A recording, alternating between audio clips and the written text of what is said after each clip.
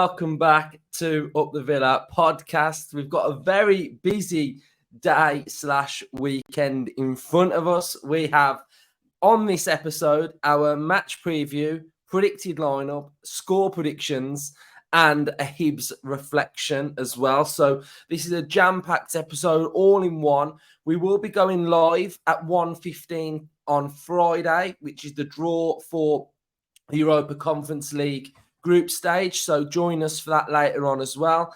And we've got our opposition preview out with Redmen TV tomorrow morning. So a bit of a jam-packed one. And then we've got deadline day in there as well. So if any more signings come in, I imagine you'll be seeing quite a lot of me today. So Aston Villa 3, Hibs 0. Very, very complete, dominant performance from Villa. It was just cruise control. Towards the end, it just felt like a pre-season friendly, didn't it? It was that flat towards the end. But I know a lot of you tweeted me, a lot of you got in touch saying that I predicted the lineup. So, maybe start calling me Unai in the comment section down below, because I got it pretty much bang on, really. I mean, I've got Ravan in there, I've got Kellyman, I'd got Duran in there as well. So my lineup was good.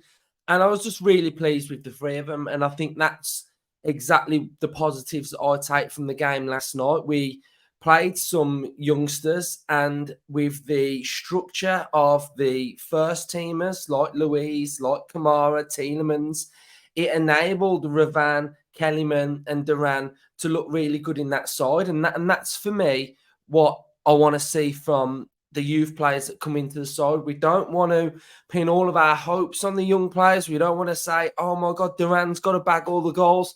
We just want to let them come in, have a 90 minutes, show us what they're all about, and then we can just grow their development and edge them into the Villa side. But Kellyman, I thought was brilliant. I thought second half, his confidence started to grow, and he's sort of through balls in his game. What he's all about is sort of like through balls, turning, facing up defenders, and then head up and then playing that forward pass.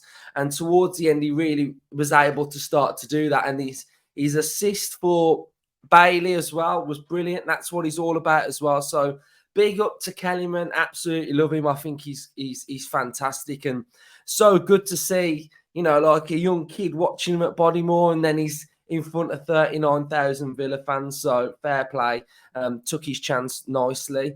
Duran as well took his goal really, really nicely. I don't know what the keeper was doing, but, he's got to finish it, on the shoulder. And he looked a handful, didn't he? He looked a handful. He was putting himself about. He's got that bit of aggression in his game. He tracks back. He puts his foot in. I loved it when he sort of tried to give the hand to that Hibs player, and then he just walked off. I thought that was brutal from him. But, yeah, it was just an overall solid performance. Our biggest ever win in Europe on aggregate as well, 8-0. So we move on to the group stage, and I think Unai's took it very, very seriously, which we would hope he would do, and he has done. So, going into the group stage, it puts us in really good stead now. So we quickly turn our attention now to Liverpool, a game in which it's going to be a tough one, but I think we can pose them a lot of problems. They've had a decent start to the season. Last season was really poor from their standards, and I think there was pressure on them this season to sort of, are they going to get their act together? 2 seasons out the Champions League for a side like Liverpool is just simply not good enough. So I think them starting the season off pretty well as sort of steady the nerves maybe a little bit around the Liverpool camp. I think their performances have been okay. I think they were really good first half against Chelsea, sorry. And then I think Chelsea grew into that game. I thought that they were poor first half against Bournemouth. Once they got to grips with Bournemouth, they were okay.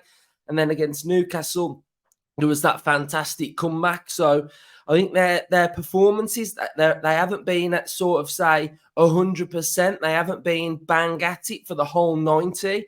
So that in turn gives me a little bit of confidence for Villa going into this game. But, it's going to be a difficult game. Every game at Anfield is always really difficult. But I think we've got players now and players in confidence and a system that can really, really pose them some difficult questions.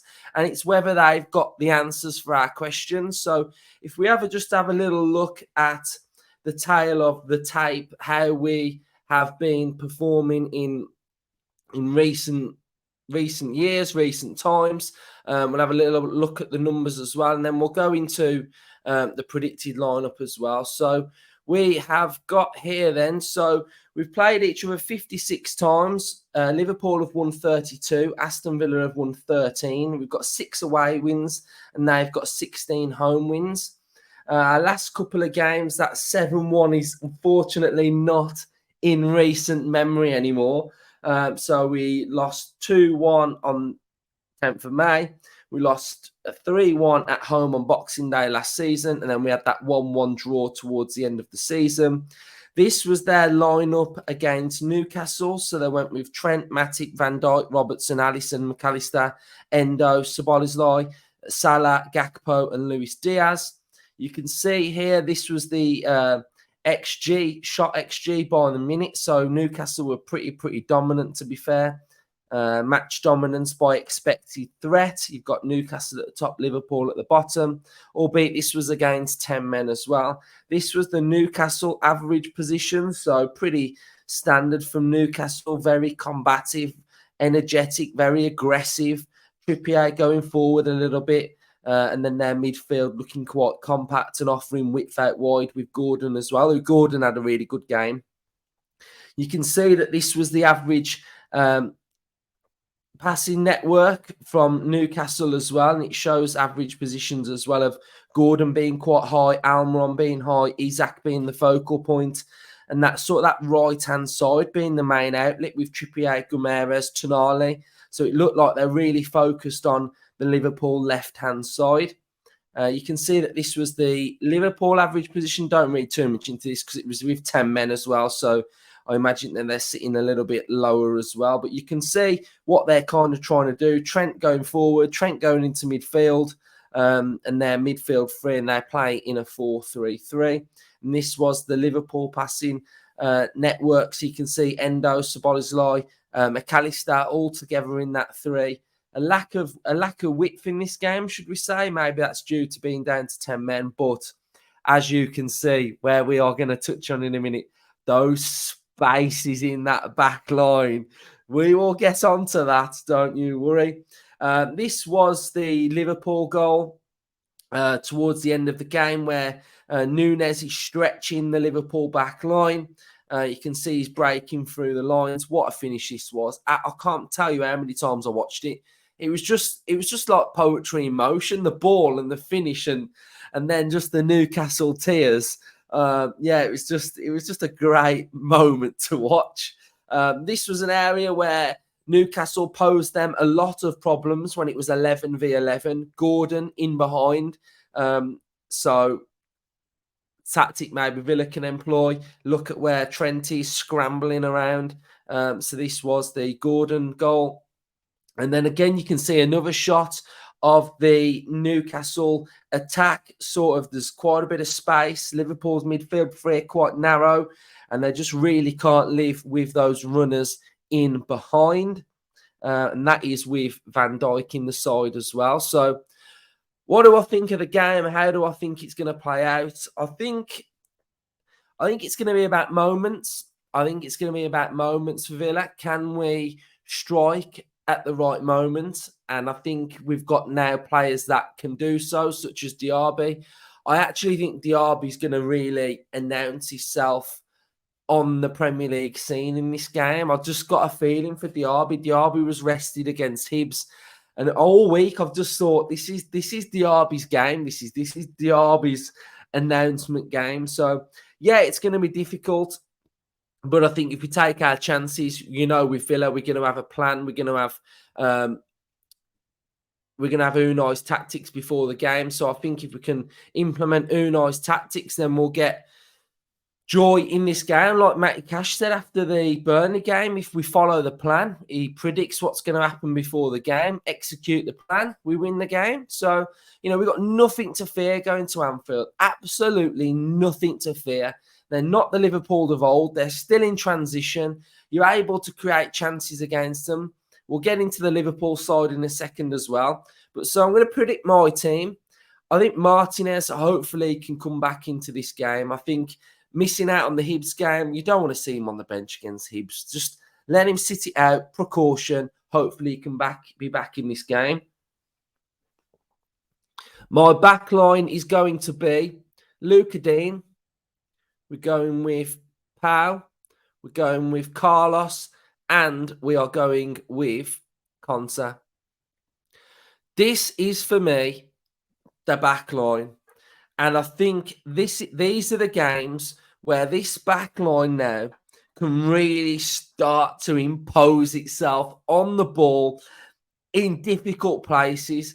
I was watching Pau Torres closely in the Hibs game at Villa Park. And he is so good on the ball. It's unbelievable. That pass for Duran's goal, he's so calm and composed on the ball. Absolutely amazing. So I'm absolutely loving Pau Torres. Carlos comes back in, strong, physical. And I just think I want the back line to set the tone for Aston Villa, to be defensively sound, to control the game, keep the ball. And I'm really looking forward to it. Kamara comes in and stays in the side. So Kamara is going to be the deep line in the double pivot. We're going to go with Dougie Luiz, Aston Villa's best player by a country mile. Absolute by a country mile at the minute. He's fantastic. He's reading the game. His touch, his vision. He's sort of like midfield reading of the game. He's so good now. So good. It's like when he gets the ball, the game slows down. So he can just pick and look, and his awareness, he's absolutely amazing at the minute. So for me, Dougie Luiz, if our midfield can get on it in this game, I think we can do really, really well. We're going with McGinn on the left. McGinn on the right was where he was last season. But McGinn on the left, I think in this game can pose problems. We'll get into it on the tactical pad in a minute. Out wide, we are going with Goals Machine. Goals Machine, Matty Cash out wide. And then we are going with Diaby filling in the box midfield. And we are going with Ollie Watkins up top. So that's my team. That's what I've gone with. You know, Unai, you know, if you're watching these shows, you watch the last one because you put Kellyman in. So, yeah, that is my team. That's what I want to see. I think it's strong.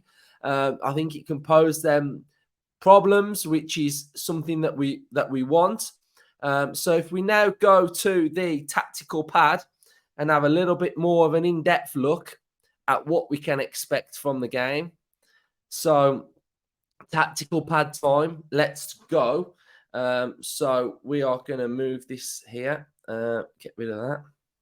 Right, so let's go then. So what have we got? We have got Liverpool's lineup, expected lineup, and it looks like this. Alisson, Robertson, Gomez, Matip, and Alexander-Arnold.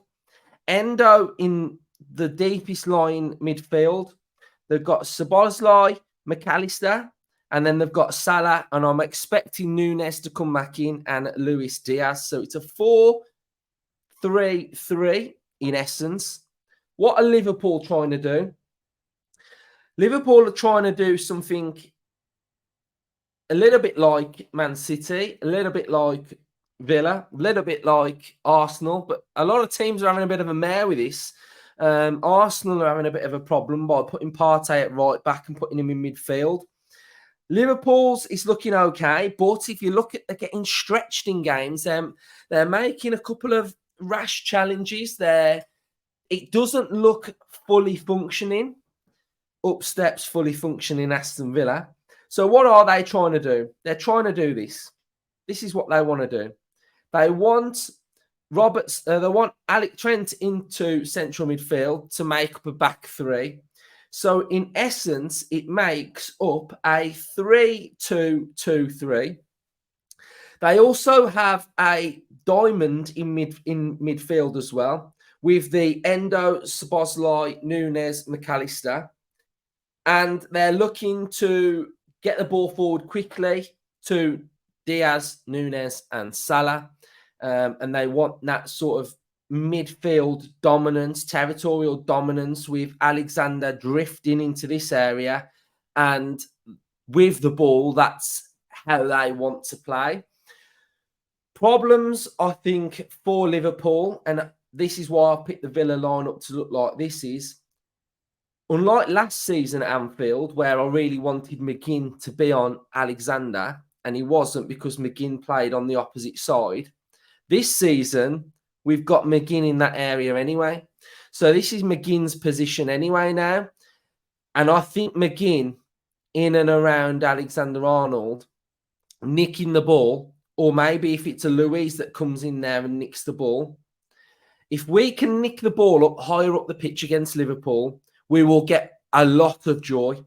Because if Liverpool have the ball in advanced areas and everybody's pushed on further forward a little bit, and he's sticking around there, and that's their deepest layer, and they're really sort of like pushed up a little bit, and that back line is looking a little bit more like that, and we can nick the ball in this midfield area, boom, boom. Aston Villa are going to look to play on that shoulder with pace. So I want to see Diaby and Watkins in and around these defenders here, because it's stretched. It's stretched. And without Van Dijk, without Konate, and you've got Matip and Gomez on that back line, I don't care whether it's Liverpool, Anfield or what, that back line can be got at. And with our pace and with our quality and with our midfield being as industrial and resolute and aggressive and composed, and that back line being composed as well with the ball, I think we can stretch that back line. So I think it might be a little bit like the Burnley game, where Emery's happy for them to have the ball, but he's also happy for us to not play as many passes. So yes, we'll want to play out from the back, but it'll be quicker. And I think quicker in transition can pose them a lot more problems. You saw from the average positions as well that there was gaps, that there was space. Robertson still wants to go forward. Alexander wants to go forward. So with that being said, if these fullbacks want to go forward, let them go forward, because we've got pace, we've got runners, we've got midfielders that can break through the lines. We've got a fullback that wants to go forward as well and get into that area. So I think it's going to be a really difficult game. And I think as long as we can starve the ball going into that front three, then I think Villa can get some joy in this game. What we've got to watch out for is leaving Pau Torres 1v1 against Salah. That would be a massive, massive problem. But what we saw against Burnley was our defensive work, where if we need to go something similar to that, so we can do. So Salah up against a Luka Dean and a McGinn. McGinn can drop in there and double up on him as well. So I think as long as we're doing our defensive work, doubling up, that's why I like Cash in there as well, because I think Cash is in the goals. So I'd want to keep Cash in the goals anyway. But I think what we get at Anfield with Cash is we get that defensive work as well. So if we need McGinn and Luka Dean to double up on Salah, if we need Konsa and Cash to double up on Diaz, we can do as well. And these aren't all things that sort of we have to